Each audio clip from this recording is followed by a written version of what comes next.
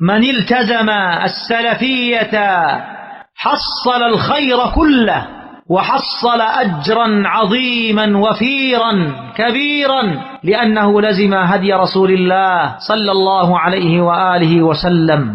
السؤال الثامن من مانيلا الفلبين، يقول أنا موظف حكومي في بلدي، وأتقاضى مبلغا من المال يتجاوز نصاب الزكاة، واكتشفت مؤخرا أن الأموال التي ادخرتها لمدة عامين تقريبا أيضا تجاوزت النصاب، ولم أدفع الزكاة عن السنوات الماضية، فهل علي الزكاة مما ادخرته في هذه المدة؟ وأيضا هناك بعض من اقترضوا مني ولم يتم تحديد وقت السداد، وأنا أيسر لهم أن يدفعوا، وأنا كلمة ما هي واضحة، يسألهم أن يدفعوا كل ما كانوا قادرين، ويسر لهم، لعل يقصد أن يدفعوا كل ما كانوا قادرين عن ذلك، وقد تجاوز السنين، تجاوز سنتين أو حتى 4 سنوات، فهل يجب علي إضافة هذه المبلغ للمال الذي سأدفعه للزكاة، أم أن يزكي فقط فيما هو في حوزتي حاليا؟ So the questioner asks, I am an employee who works for the government, and the salary that I receive, it amounts to or exceeds the minimum amount of wealth which is due for zakah.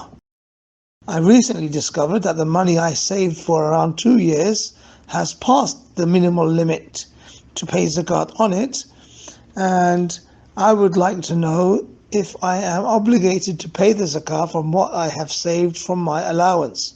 Also, there are some friends who borrowed money from me and the time of repayment was not set. I just wait for them to pay when they are able, which could be 2, 3 or even 4 years from now. Shall I include this amount to the total amount that I will pay for zakah, or shall I only consider those that are currently, the money that is currently in my possession? The Shaykh says, أولا عليك زكاة أموالك التي بلغت النصاب في السنة الماضية جميعها.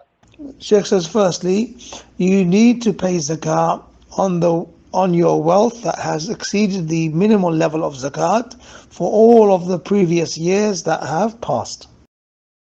بأن تقدر تقدير، تجتهد، تقول والله السنة الكذا التي مرت، السنة الخامسة يعني قبل 5 سنوات، أقدر مالي كان كذا على ما يغلب على ظنك.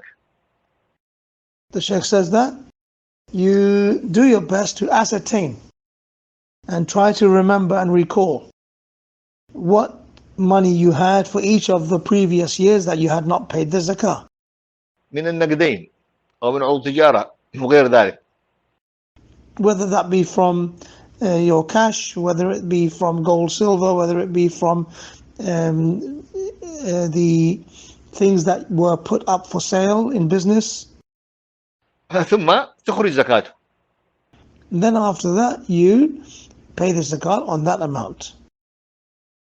ثم تنظر في السنة الثانية، وهكذا تقدر تقدير على ما يغلب على ظنك، والسنة الرابعة وهكذا جميع السنوات التي مضت.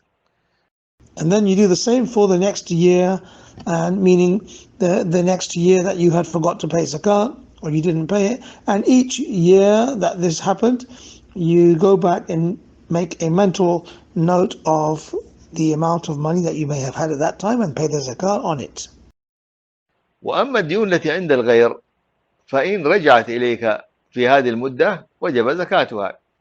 The Shaykh says, as for the debts that you have or others have and they need to pay you back, if that wealth comes back to you in the time that you originally expected, then you must pay zakat on it.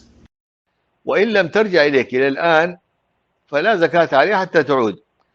And if so every year you need to pay zakat on the money that has left you in the form of debts.